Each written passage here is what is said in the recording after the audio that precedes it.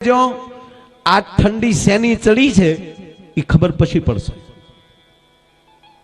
કોકના કલ્યાણ માટે કોક સંત જ્યારે પીડા લેવા મળે ત્યારે માન લેવાનું કે આની અંદર કઈક નવો રસ્તો પડવાનો લાગે છે, નહીંતર આ ઘટના ઘટે નહીં।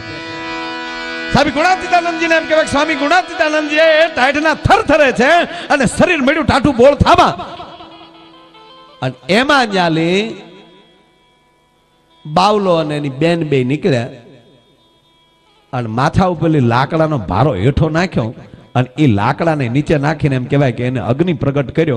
અને એમ કહેવાય સ્વામી ગુણાતીતાનંદજીને એમ કહેવાય બેન ભાઈ બે એમ કહેવાય દીકરી થોડીક આગી ઊભી છે અને બાવલો છે એ ભઠ્ઠો કરી આગ લગાડી અને એમ કહેવાય કે અગ્નિથી એમ કહેવાય કે એ હેક આપે છે।